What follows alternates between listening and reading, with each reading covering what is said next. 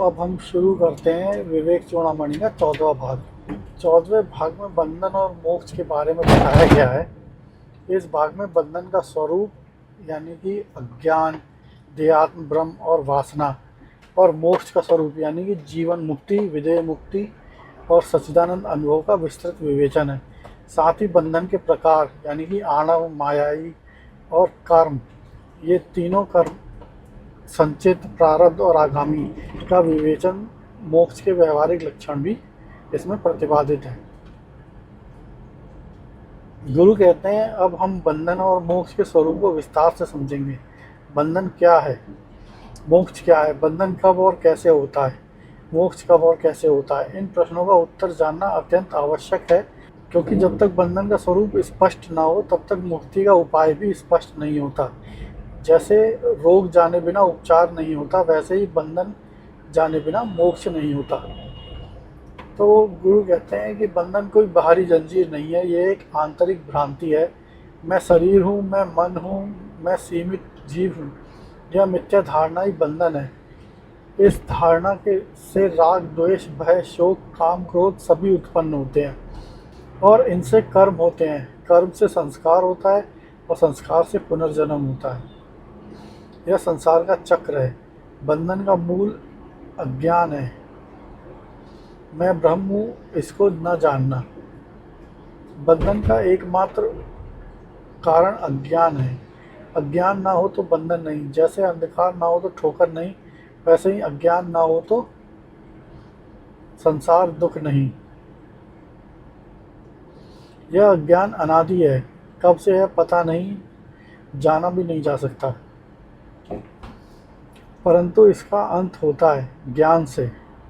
जब मैं ब्रह्म हूँ यह ज्ञान होता है, तब अज्ञान का तत्काल नाश होता है और बंधन की समाप्ति होती है। बंधन तीन प्रकार के होते हैं। आणव बंधन यानी कि अणुजीव का भ्रम, मायाई बंधन यानी माया जनित भेद बुद्धि, और कर्म बंधन यानी कि कर्म फल से उत्पन्न बंधन। आणव बंधन कहता है कि मैं छोटा हूँ, सीमित हूँ और असक्त हूँ। मायाई बंधन, यह मेरा है, वह पराया है, यह अच्छा है, वह बुरा है। कर्म बंधन, कर्मों के फल भोगने की व्यवस्था। ये तीनों एक दूसरे से जुड़े हैं और तीनों का नाश ज्ञान से होता है। मोक्ष का अर्थ है अज्ञान का नाश और आत्मा के वास्तविक स्वरूप का अनुभव। यह कोई नई प्राप्ति नहीं है, जो सदा से था उसका अनुभव है। जैसे बादल हटने पर सूर्य नया नहीं मिलता, वह पहले से था, वैसे ही मोक्ष में नया ब्रह्म नहीं मिलता, वो सदा से था, बस उसका अनुभव होता है। मोक्ष बाहर नहीं भीतर है। यह यात्रा का अंत नहीं बल्कि यात्रा की निरर्थक बोध है। मोक्ष नित्य है, जो एक बार हो जाए वो स्थायी है। जो बार बार आता जाता है वो मोक्ष नहीं। जो ज्ञान एक बार सच्चा हो जाता है वह फिर अज्ञान नहीं बनता। जैसे एक बार जान लिया कि रस्सी में सांप नहीं, तो फिर वह रस्सी सांप नहीं दिखती। ऐसे ही एक बार मैं ब्रह्म का प्रत्यक्ष अनुभव हो गया तो वो सदा के लिए होता है। जीवन मुक्त का अर्थ है देहधारी होते हुए भी मुक्ति। जब ज्ञान होता है कि देह अभी भी प्रारब्ध कर्म के कारण बनी है, तब साधक जीवन मुक्त है। वह देह में रहता है परंतु देह बुद्धि नहीं रखता। संसार में जीता है परंतु संसार से बना नहीं। जैसे कमल जल में है परंतु जल से प्रभावित नहीं, वैसे ही जीवन मुक्त संसार में है परंतु संसार उसे बांध नहीं सकता। फिर विदेह मुक्त के बारे में बताते हैं कि विदेह मुक्त वह अवस्था है जब जीवन मुक्त का प्रारब्ध कर्म समाप्त होने पर देह गिर जाती है, तब वह पूर्ण ब्रह्म में विलीन हो जाता है। जैसे नदी सागर में मिलकर नदी नहीं रहती, इस अवस्था में पुनः जन्म नहीं होता, क्योंकि जन्म का कारण अज्ञान और वासनाएं दोनों नष्ट हो चुके हैं। यह परम मुक्ति है, यहाँ से कोई वापस नहीं आता। एक महत्वपूर्ण सत्य यह भी है कि बंधन मोक्ष दोनों वास्तव में आत्मा पर नहीं, आत्मा तो सदा मुक्त है। बंधन केवल ब्रह्म में था और मोक्ष उस ब्रह्म का नाश। जैसे आकाश कभी बद्ध नहीं, बादल थे, आकाश बद्ध नहीं था, बादल हटे, मोक्ष नहीं हुआ, केवल बादल हटे, वैसे ही आत्मा सदा मुक्त थी, अज्ञान बादल हटा, यही मोक्ष है। बंधन से मुक्ति का एकमात्र उपाय है ज्ञान। मैं ब्रह्म हूँ, इसका प्रत्यक्ष अनुभव। कर्म बंधन को दूर नहीं कर सकते, कर्म से नए कर्म फल बनते हैं। उपासना बंधन को कम कर सकती है परंतु पूर्ण मुक्ति नहीं। केवल ज्ञान से मुक्ति होती है, इसलिए ज्ञान मार्ग सर्वोच्च है। कर्म और उपासना ज्ञान की तैयारी करते हैं, ज्ञान मुक्ति देता है। कर्म से मोक्ष नहीं होता, यह शंकराचार्य का भी दृढ़ मत है। कर्म फल देता है, पुण्य कर्म स्वर्ग देता है, पाप कर्म नरक देता है, परंतु दोनों बंधन है। सोने की जंजीर भी जंजीर ही है। मोक्ष के लिए जंजीर ही नहीं चाहिए। ज्ञान से कर्ता भाव नष्ट होता है, मैं नहीं कर रहा, ईश्वर कर रहा है, तब यह कर्म बंधनकारी नहीं रहता। ज्ञान की अग्नि में दग्ध कर्म बंधन नहीं देता। भक्ति मोक्ष का प्रत्यक्ष साधन नहीं, परंतु मोक्ष की सर्वश्रेष्ठ तैयारी है। भक्ति से अहंकार पिघलता है, मन शुद्ध होता है और ईश्वर की कृपा मिलती है। यह शुद्ध मन ज्ञान का उत्तम पात्र बनता है। परिपक्व भक्ति ज्ञान में परिणित होती है। जब भक्त और भगवान का भेद मिटता है, तब यह मोक्ष कहलाता है। इसलिए कहते हैं ज्ञान और भक्ति अंततः एक ही है। अहंकार बंधन का मूल है। मैं यानी कि यह सीमित अहंकार समस्त दुखों का कारण है। इस मैं से मेरा आता है, मेरे से ममता और ममता से शोक। जब मैं जाता है तो सब जाता है। अहंकार के दो रूप होते हैं, देहात्म अहंकार यानी कि मैं देव हूँ, और ज्ञान अहंकार यानी कि मैं जानता हूँ। ये दोनों बंधन है। ज्ञान मार्ग में दोनों का विसर्जन होता है, और जब मैं पूर्णतः जाता है तब केवल ब्रह्म रहता है।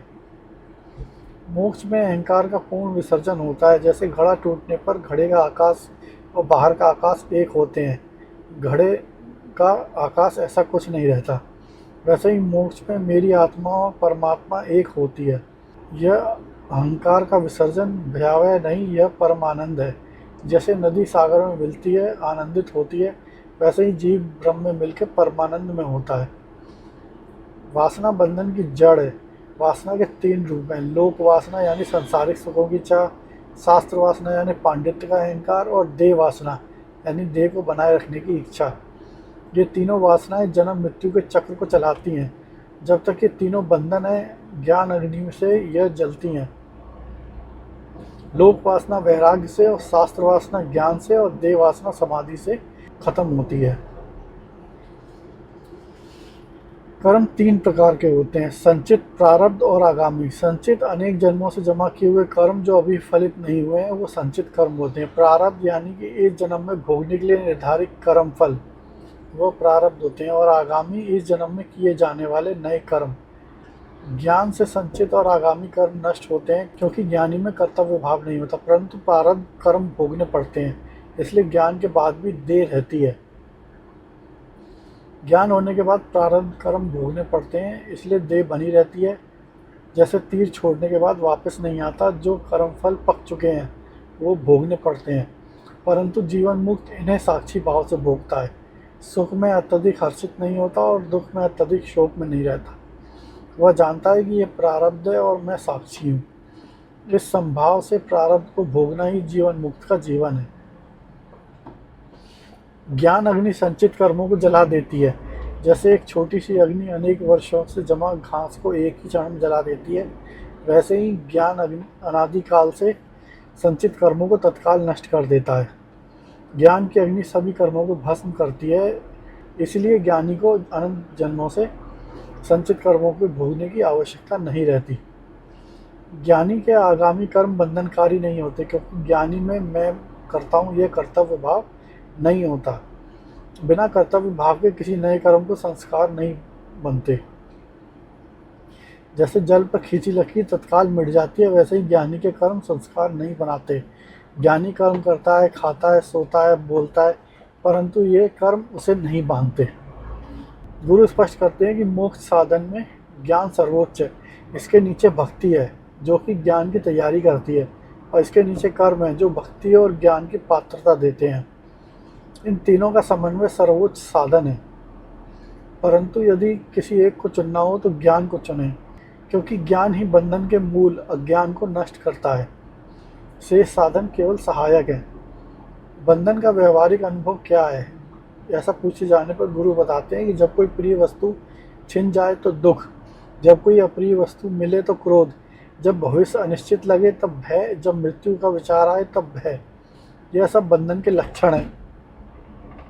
जब ज्ञान होता है कि मैं अमर आत्मा हूँ, यह सब आता जाता है, तब इन लक्षणों का प्रभाव कम होता है। जब ज्ञान पूर्ण होता है ये लक्षण समाप्त हो जाते हैं। मोक्ष का व्यवहारिक अनुभव क्या है, ऐसा पूछे जाने पर गुरु कहते हैं कि स्थायी शांति जो परिस्थितियों पर निर्भर नहीं रहती।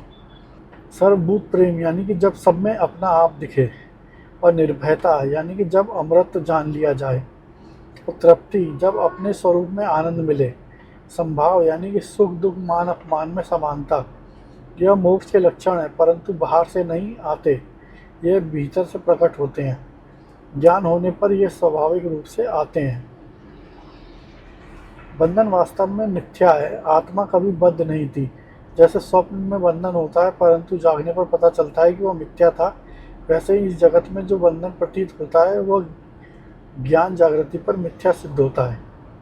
आत्मा नित्य मुक्त है, किसी आश्रय की आवश्यकता नहीं, इसलिए सत्य का अनुभव ही मोक्ष है। मोक्ष कहीं बाहर से नहीं आता, न स्वर्ग से, न किसी लोक से, न मृत्यु के बाद। मोक्ष यहाँ और अभी है, भीतर। यह आत्मा ब्रह्म है। इस सत्य का अनुभव अभी इसी क्षण और इसी देह में संभव है।